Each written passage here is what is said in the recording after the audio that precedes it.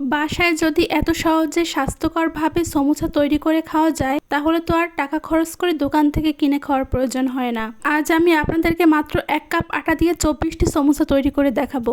আমি একটা mixing bowl নিয়েছি, এর মধ্যে দিচ্ছি 1 কাপ আটা, স্বাদ মতো লবণ ও 1 টেবিল চামচ সাদা তেল। সবকিছু আমি ভালোভাবে মিশিয়ে নিচ্ছি।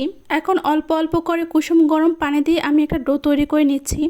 একটা শক্ত ডো তৈরি করতে হবে। ডোটা 10 মিনিটের জন্য রেস্টে রেখে দিচ্ছি। 10 মিনিট পরে ডো থেকে আমি একই সমান করে 6টা লেচি কেটে নিচ্ছি। লেচিগুলো একটা প্লেটে তুলে নিচ্ছি। এখন আমি একটা লেচি নিয়ে রুটি বেলে নিচ্ছি।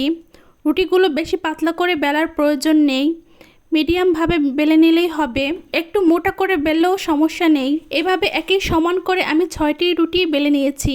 খেয়াল রাখতে হবে সবগুলো রুটি যেন একই সাইজের হয়।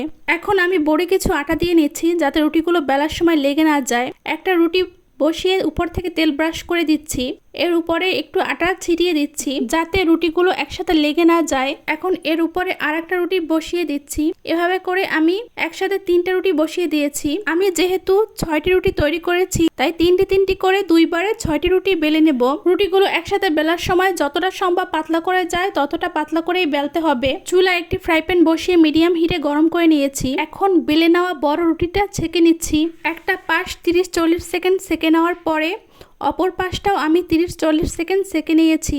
এখন রুটিটা বোর্ডের উপর তুলে নিচ্ছি। রুটিটার চারপাশটা দেখতে একটু অসমান লাগছে তাই ছুরি দিয়ে সমান গোল করে কেটে নিয়েছি। এখন রুটিটাকে আমি 4টা ভাগে ভাগ করে নিচ্ছি। প্রত্যেকটা ভাগ থেকে আমি 3টি করে শীট বের করে নিচ্ছি। এভাবে আমি 2 বারে বেলে নেওয়া 6টি রুটি থেকে মোট 24টি শীট বের করে নিয়েছি। আমি কিন্তু কোনো মাপামাপির ঝামেলা ছাড়া খুব সহজভাবে শীটগুলো তৈরি করে নিয়েছি। এখন আমি সমোসার জন্য পুরটা তৈরি করে নেব।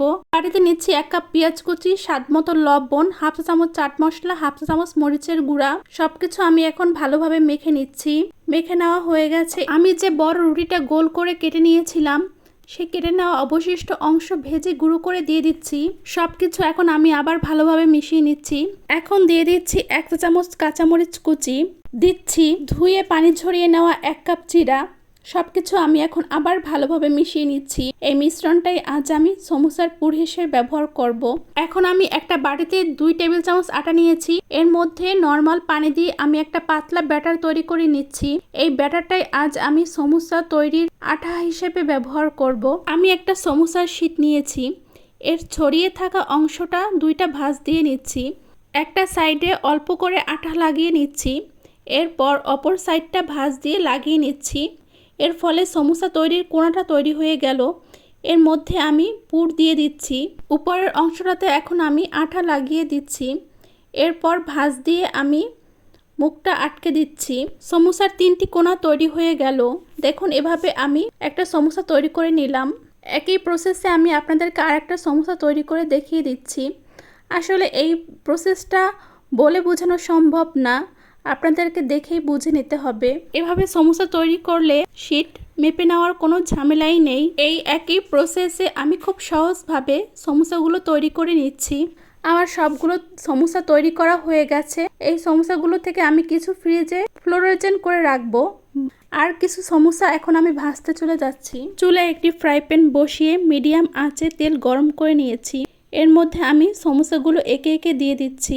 তেলটা কিন্তু বেশি গরম করা যাবে না, মিডিয়ামভাবে গরম করে নিতে হবে। আর সমোসাগুলো ভাজার সময় চুলার আঁচটা একদম লো ফ্লেমে রাখতে হবে, কারণ চুলার আঁচ বাড়িয়ে দিলে খুব দ্রুত সমোসাগুলোর কালার চলে আসবে, কিন্তু সমোসাগুলো ক্রিস্পি হবে না। তাই চুলার আঁচটা একদম লো ফ্লেমে রেখে 8 থেকে 10 মিনিট উল্টে পাল্টে সমোসাগুলো ভেজে নিতে হবে। আমার এক ব্যাচ ভাজতে প্রায় 10 মিনিট সময় লেগেছিল। সমোসাগুলো যখন গোল্ডেন ব্রাউন কালার হয়ে আসবে তখনই বোঝা যাবে যে সমোসাগুলো ভাজা হয়ে গেছে। এখন প্লেটে একটা কিচেন টিস্যু দিয়ে আমি তেল ঝরিয়ে সমোসাগুলো তুলে নিচ্ছি, যাতে করে সমোসার গায়ে লেগে থাকা তেলগুলো টিস্যুটা শুষে নেয়। সমোসাগুলো দেখতে যেমন সুন্দর হয়েছে, খেতে কিন্তু এর চেয়ে অনেক বেশি মজার হয়েছে। রেসিপিটা ভালো লাগলে কমেন্টস করে জানাবেন। পেজটি ফলো দিয়ে আমার পাশে থাকবেন। সবাই ভালো থাকবেন, সুস্থ থাকবেন। আল্লাহ হাফেজ।